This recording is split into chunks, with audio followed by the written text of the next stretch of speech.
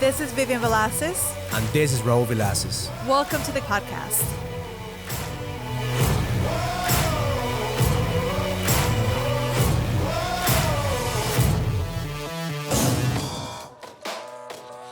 All right, welcome to the God, Money, and Sex podcast. My name is Raul Villacis, and I'm here with my queen. Yes, so happy to be here. My name is Vivian Villacis.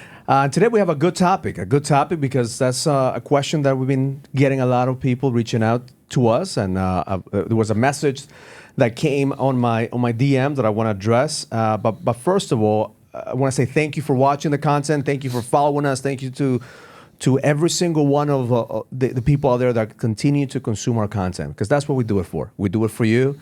We want to put our 2 cents on what's going on right now in this crazy world. The most important, we believe in God. We believe in the power of making money, and we also believe that if you want to stay married, you have to have sex.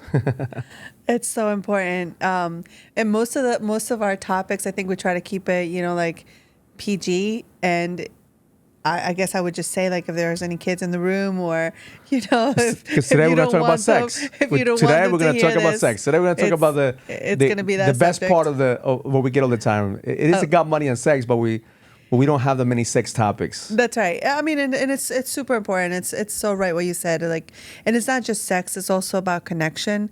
It's, like, we've been in a marriage for 20 plus years, 24 years that we just celebrated, and it's always that factor that we keep coming back and just learning so much about it. It doesn't matter how long you've been together. It's something that always comes up, and something like you learn about yourself as an individual, and then when you're in a relationship, it teaches you that much more. And I think that's where power couples look at the relationship as growing together, right? Right. And if you are not growing together, you're growing apart. And the message that I got in the DMs, it was from a guy that says, I'll prephrase it because it's a long message, but he pretty much says, I provide for my family, I have a business, I'm an entrepreneur, I'm driven, I make money, I give my wife everything, but she doesn't want to have sex. And they've been having sex once every 6 to 9 months, average for the past 5 years. So when I hear that, it's tough. It's tough because, if you're tolerating that for a long time, and it's a pattern. It's a pattern that needs to be addressed. Yeah, and then just thinking out loud to myself, whatever we say right now it's not from a place of judgment. It's from a place of just conversations that we've had, all these relationships. We teach retreats, and we do events, and we teach ourselves, and I teach women, you teach the men. And for everybody, for every relationship is completely different. So I think you have to take whatever you hear, whether it's in this podcast, books, or anywhere else, and take it with a grain of salt, and take it, and it's like, what is it that I need right now in my life? How is it going to serve me? And what is it that I need to use to make that change?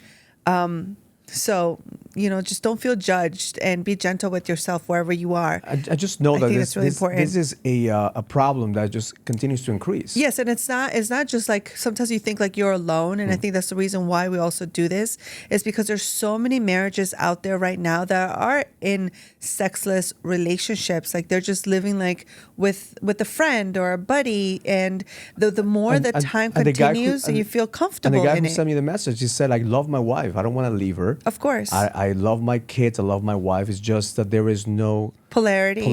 There's no sexual connection. Attraction. There's no sex. I mean, how can we give him some advice at the same time, not knowing the whole situation? So what I did is I did some research, and I want to play this clip, if the team has it, from Jordan Peterson, which is a psychologist.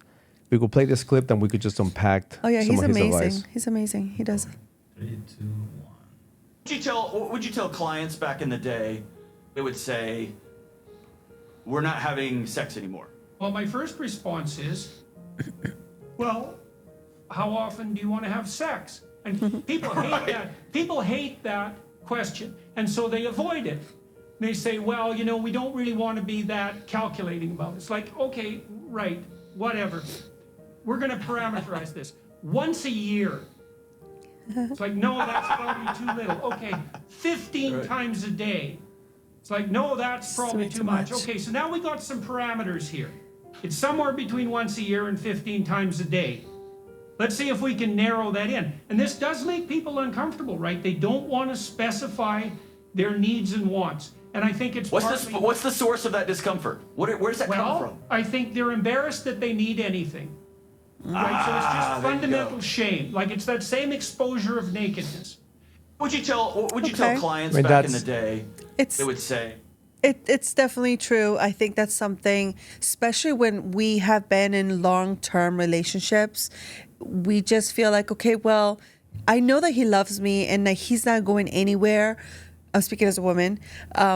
So then he's not going to go anywhere. So maybe he doesn't need to have sex. Maybe we don't need to have sex right now because I know that he's not going anywhere. And, you know, for us women, the older we get, the changes that happens in our bodies, and I could speak to this because like that's what happened to me. It's like, it's not that I don't want to sleep with you. It's not that I don't, want to have that connection, but my body's probably going through different changes. Maybe you're, like a full-time mom and you have to take care of the kids. And by the time you get to the bedroom, you just don't have that desire anymore. It's so many different scenarios, but if you allow that to rule your whole sexual experience, then you start to really find this separation of the wanting. So I look at it in a way of lack of clarity, right? If you're a businessman, you're never going to start a business and say, well, you know what, I'm going to start a business, hoping that I'm going to make some money, hoping that I'm going to make it happen, right? Okay. No, you start a business and you look at what's the market share, what's the product, what are the performance, what are you looking to get, how much money do you need? So you start analyzing from a business perspective, like the risk, right? It sounds so masculine, Raul. But that's like, let me the, see what I gotta that's get the here. The logic behind it. What he said is true. Yes. Like how much sex many you want, times? how many times you want. I think that when we lack clarity, is where there is room for this to happen. Like I remember us having a clear conversation about this. Yes. I asked you. We were like 10 years into the marriage. Mm-hmm. We passed our honeymoon stage, right? Right. We were both. I remember this conversation. We were both in this beautiful, the Dominican Republic dinner in the beach. We're celebrating, I think, our anniversary. It was like a 10-year anniversary. We were wearing a beautiful yellow dress, and we had this conversation, which was a tough conversation, which is, are you happy? Are you satisfied? Right. And then we both were like, yeah, we're just going through the motions. And I think that's when we started getting clear, okay, what do you need to feel love? What do I need to feel love? And I remember you said, one of my needs is have connection, have quality time. One of the things I don't want to do is I don't want to be pressured to cook, right? And I said, okay, I'm good you're not cooking, but I also don't want to beg for sex. Right. I also don't want to have to beg you to have sex. So then we have an agreement that here's how much sex I wouldn't say is expected, but it's desired, right? And you're never going to use sex as a weapon to punish me. I think that was the biggest thing for me when you said that to me, because in a way, if I'm being honest, we have that power as women to use sex as a weapon. So I could take it away from you and use it against you, or I could just toy with it and just say like, hey, this is what I have. Like use it like, like a candy, like something that you desire, that like I'm going to get something in return. And I think in that time in our relationship, it was like we're trading love. So it's like, I'm going to give you sex and this is what I'm expecting of you. I want you to do X, Y, and Z. And then when you said that to me, it's like, wow, it was kind of like this gut check. Am I really using sex to manipulate the situation, this relationship? And I think a lot of us as women, or at least I did, I'll raise my hand, I'll be the first one, I'll take the bullet for a lot of us, is we use it. And I think that just being honest about like, where are you in your sexual relationship at the moment, wherever you are, right? And it's the guilt and shame. A lot of men don't want to talk about it because they feel ashamed of it. They feel like, I'm the only one going through this, right? And you tolerate. You should know. You should know that I need sex, or you should know that I'm, yearning for, for men. Sometimes it's just like the physical desire. It is a physical desire that you have. It is a physical need, but it's not all the time, right? It is a physical need. You haven't seen the memes. If you don't have sex, we explode. We self-destruct, right? That was a trick question. But for us, it's also a way to feel that we are wanted as well. Yes. And I think a lot of the men who are in a sexless marriage, they get their needs filled in their business. The significance they get the from somewhere significance that I else. get is from my business, Yes. from making money, from being the man in the boardroom as opposed to being the man in the bedroom. Right. And that's a dangerous place to be, because now you open up for other temptations. Right. And the temptation for men is there's no lack of women out there that are looking for successful men. Agreed. And if women are listening to this and you think that just because your man said I do, or you married and you love, is not enough. We say many times, love is not enough. That's right. I mean, we've been married for 24 years, going to be 25 years, but every single year we talk about this. Like, it's not promised that we're going to stay together forever. We Right. want to, and that's the idea, but we have to make sure that we're fulfilling each other's needs. Right. And I think that's really important. Like, we talk about this as a power couple. One of the major foundations of a power couple is to have communication. And communication, even when it comes to sex, like, this is something we often say, like, we don't talk about it, and we don't have this communication between spouses because we really don't take the time to ask ourselves. And I know, like, when I started my growth, I had to ask myself those questions, like, okay, what is it that turns me on? Why am I just going to leave it up to chance, or maybe leave it up to you? And I think for a long time in our relationship, I left it up to you. It's like, Raul, you know my body more than I know it myself. Like, you know what buttons to touch, what places to touch me in, and I automatically turn on. But it's like, okay, what else can I do for me? And taking that responsibility and taking that charge of, like, this is mine. This is my body, belongs to me. How do I take back that sexuality and claim it back for myself? And when I started in that journey, it's like, wow, now I know what turns me on, what turns me off. How do I communicate that to you?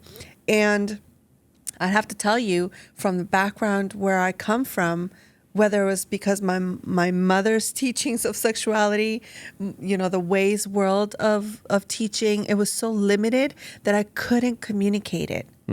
Yeah. I couldn't communicate it. That was my hardest breakthrough. It's like, how do I really tell you what I want? And I think a lot of men invest in themselves or in business, but they don't invest in being better lovers. I think one of the best things that we did is hire a sex coach that will give us the framework to how to become better lovers.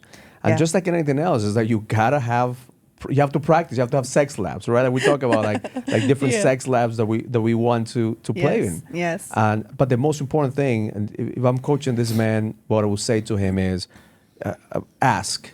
Be clear about your ask. Don't put it under the rug. Don't tolerate it, because in life you don't get what you want. You get what you tolerate. Yeah. And if you're tolerating a sexless marriage, it's on you. Like, if I put it this way, if I all of a sudden don't feel like paying the bills, people would say, well, you're a deadbeat dad or a deadbeat husband, right? Well, I don't feel like it, right? But that's my duty as a man, to provide, to pay the bills, right? Like, I'm expecting so you to pay if a woman the bills. is using sex to withhold for the man, that's almost as similar as the man not paying the bills or the man not providing. Yeah, and also, like, they don't see how that really backfires against you, because a lot of the women think, like, okay, well, I'm going to withhold sex. But unfortunately, and we see this every single time, that divorce rates, how high they are, it's because the easiest way is to go find sex somewhere else. And for men, it's not like they're not finding love, connection somewhere else. It's just pure sex. And it's sad for me to even say it, but that's like the easiest thing for them to do, instead of working on, like, how do we mend this relationship? How do we create polarity in this relationship?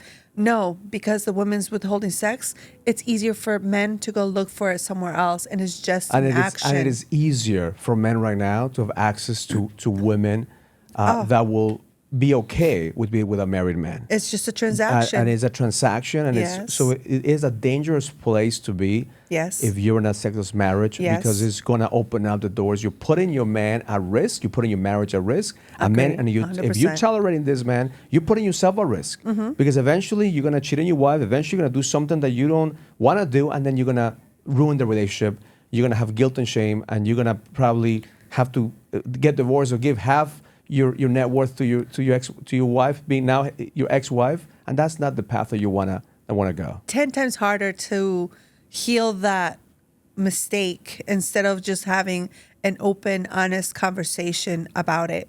So I want to play another clip to continue this. Daniel, if you could play this clip. This is a podcast where these women were discussing this, right? And I want you to see, Vivian, the body language of the woman who she's kind of like trying to justify, like trying to make sense of a sexless marriage. So Daniel, play that clip. It's more common one way though. So you're married, right? Which means for better and worse, Yeah. right? To death do you part. You've Right. done all the vows, so you've entered a contract with each other. So ideally, no one should be cheating. Everyone should be loving Right. each other and giving to each So other. what should a guy do if his wife won't sleep with him? Have a conversation. Say, hey, what's going on? Let's sort this out because. There's got to be something that's not quite right. Maybe she's just freaking tired. If she's got 5 kids, like this example Right. over here, you know what I mean? I don't know, but like try and sort it out. Should he get tired and then just stop paying the bills? Stop working? No. What I'm saying is when Play stop right there. there's Stop, when- stop right there. Stop. You see that? Like no. You can't. Like he just said, He doesn't have to pay. he said Stop no. paying bills. Let's not stop paying the bills, right? There's a Yeah. reason. Like she's tired. She has kids. Yeah. But you see what I'm saying?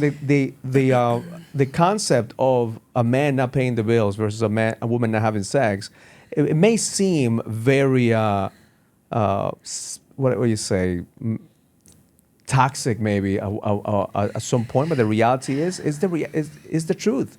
If you have an agreement that I'm going to take care of you, that I'm going to provide for you, and now all of a sudden you don't want to sleep with me, you don't want to give me a reason, or you want to have this conversation, there's something that needs to be addressed. And watch, continue this video, Daniel, because I want to bring another point too. When there's an issue, whether it's from the guy or the girl, or whoever, whatever, they should work it out together. They're a community. I'm saying she is not sleeping with him. Like she's refusing. But why? Give me reason. Like, give me a reason. And if she's like, no, then he has, like, he technically, yes, because if he still is desiring that, he has a sexual drive and she doesn't, then why not? If she can't provide it, then, you know. But I think they need to have a conversation before he just says, oh, well, forget you. What can we do to sort this out? If it's still not working. They usually do. Okay, They'll if they usually do. have a conversation, and Okay. she still just won't do it. Yeah. Well, if she's like that, then If she doesn't he have should any be. reason, she deserves That's All right, stop right there. Yeah. You see the body language of all the women are like, you know what? If she doesn't, like, she deserves to be cheated on. She deserves not to have the men pay the bills. So, like, we're not saying that. This woman, as a group of women, are saying, if you're not meeting your man's needs and he's meeting your needs, then you are the problem, and you need to work on yourself. He's not the problem. And again, it goes back to what we were saying earlier. It's like you are withholding sex because you are demasculating men, right? It's like you're holding a powerful source in your hand and you're using it against your man. And then there's so many men nowadays. It's like, well, I'm tired. I'm going to go look for someone else. I'm not excusing it. I'm not saying that. But it's like women fall into this rut thinking like he's going to come around. And men fall into this trap that is gonna get better. They're like, okay, she doesn't want to have sex now. It's okay. I'm gonna focus on my business. I'm gonna focus on this. And if you don't speak your truth, it's not gonna get better.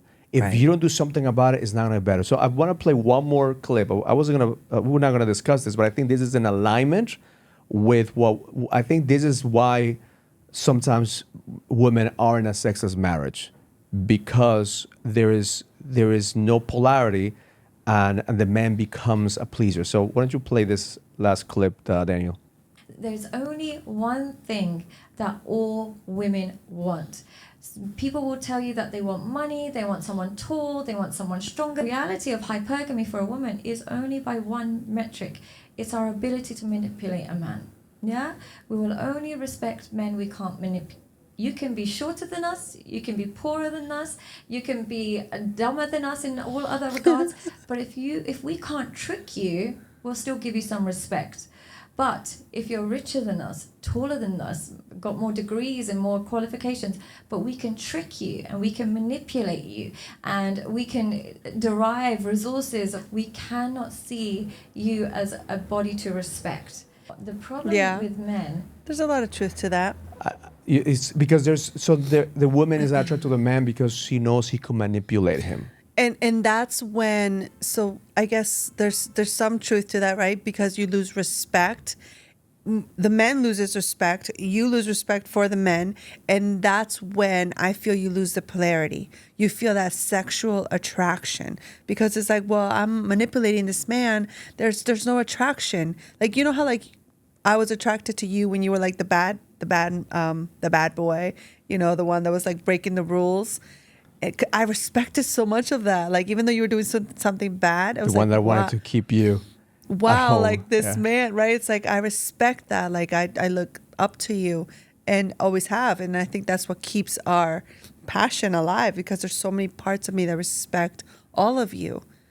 And that creates a polarity that we need. But if you were the type of man that I'd be able to manipulate and trick and just you do everything, you become the pleaser, like you say, then That's when there is a turn off button. right. And I truly think that women get turned off when just like he said, I'm giving her everything she wants. Yeah. I'm providing for her. I'm doing Yeah. all these things. So there's countless of men out there that are good men.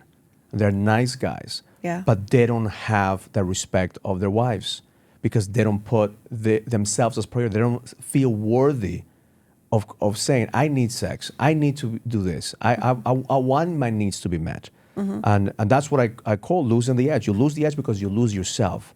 Now you don't know who you are as a man because your identity is connected to what your wife thinks of you, what your kids think of you, what your employees think of you. Mm-hmm. So you don't know who you are as a man. So the moment that you know who you are as a man, you know your worth, then you're not going to tolerate a sexless marriage. You're going to say, if you don't want to be with me, we're going to have to get a divorce or we're going to have to live separate ways or I'm going to have my needs met. And that's a scary conversation to have because if you're having those conversations, it's like you're already like fed up, right? So like before you get there, have the conversations. If you see the signs of like I am going into this sexless marriage, I'm living like I'm with my friend.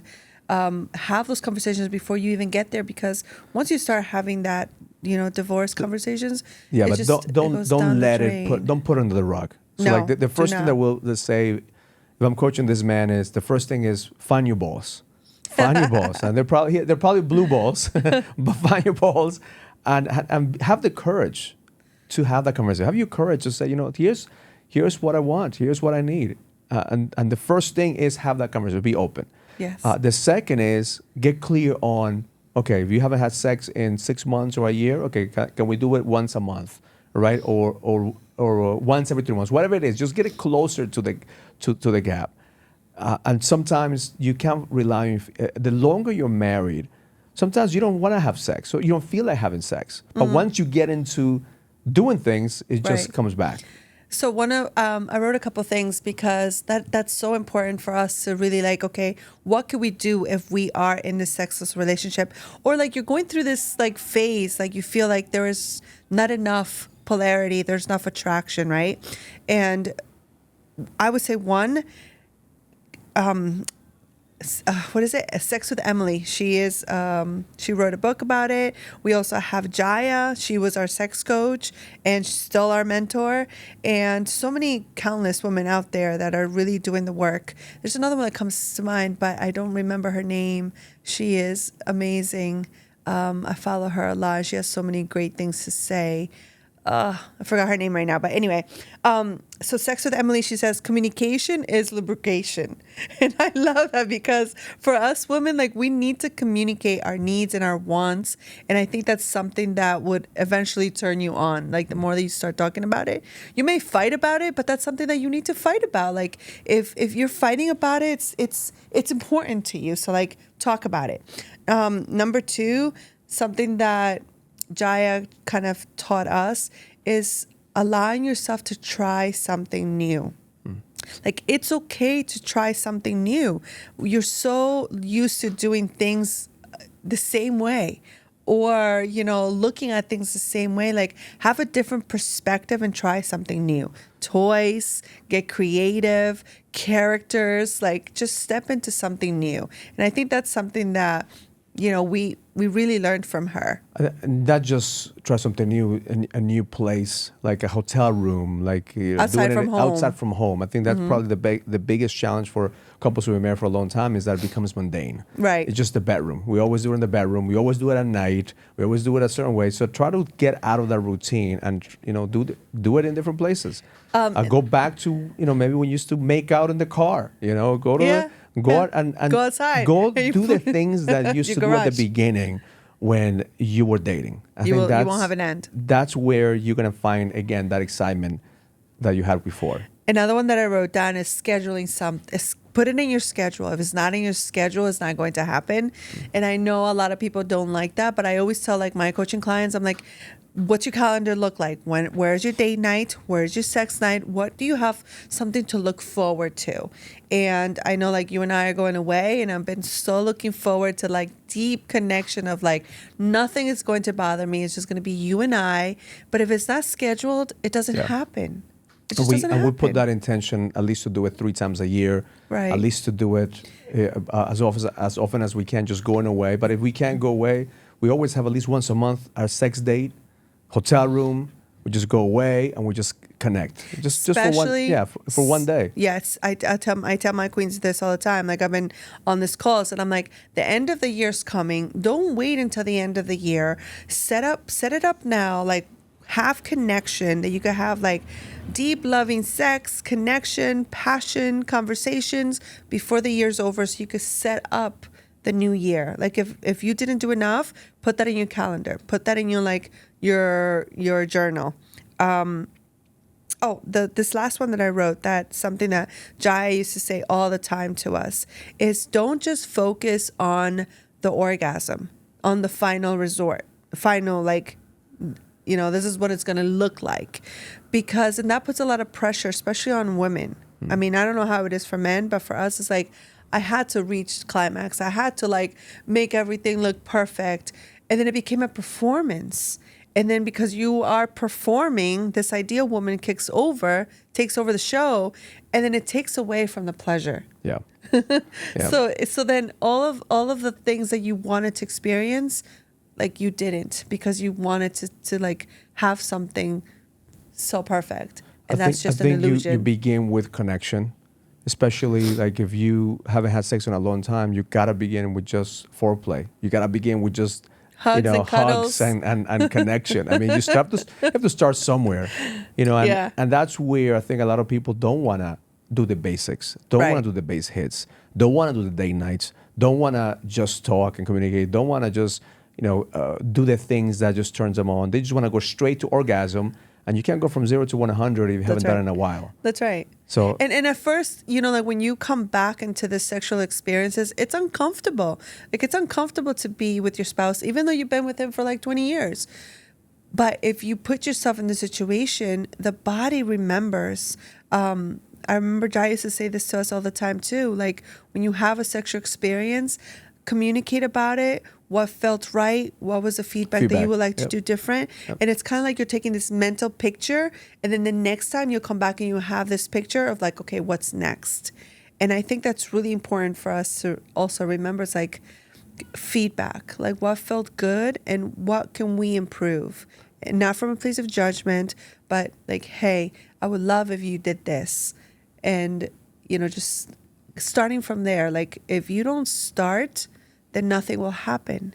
And a couple of things that I'll give the guys who are watching this. Number one is there's a book called No More Mr. Nice Guy. I always tell the guys that I'm coaching, because I don't know their wives, I always put it on them. Like if you are in a sexless marriage, it's your fault. It's on you. Don't blame your wife. There's zero opposite of blaming your partner. There's zero opposite of playing the victim. Like you have to find the strength in you to solve your problem.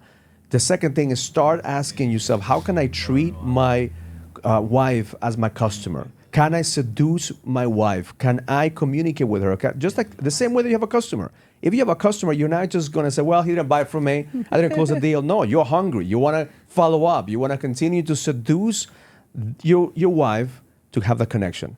A second resource is the 5 love languages. If you don't know what your wife's love language is, you're not going to be able to connect. And the last one is Jaya's website. I think it's Jaya. Miss Jaya. MissJaya.com, which is the the blueprint, the sexual Five blueprints. sexual blueprints. And she also has a book that is called Cuffed, Tied, and Satisfied.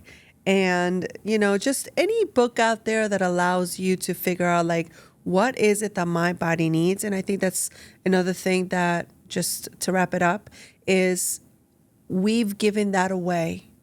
We've given that power away of our sexuality, especially when it comes to our marriages. And that's a conversation that I would love to change the narrative of, like, how do we really live in this marriages, long-term marriages, relationships, and you feel passionate and in love with the person that's in front of you. I think that's the opportunity that married people have, which is the opportunity to actually continue to Grow, build evolve. that relationship, that you don't have to worry about none of the other shit that's going on, like, because you have a partner that you're gonna play with for life. Right. So why not invest your resources, invest the time, invest the money to be able to build that? I mean, we have a couples retreat, a power couples retreat next year, and that's our intention, is to help couples become power couples. That's right. You know, instead of just being half-assed, like he's my better half, she's my better half. No, two half-assed people don't make a whole. Yeah. You got to be a power couple, being a whole man and a whole woman, and be able to connect. I love that. So I think send us a message and let us know what the next topic will be, and we're here to help you find a deeper connection with God, money, and sex. Subscribe, follow us. See you next time. Learn it, live it, experience it. Love life. If you receive any value from this conversation, comment, subscribe, and share as we continue to impact more people and take them to the next level. And please send us your comments and questions so we could answer them in the next podcast. See you in the next episode.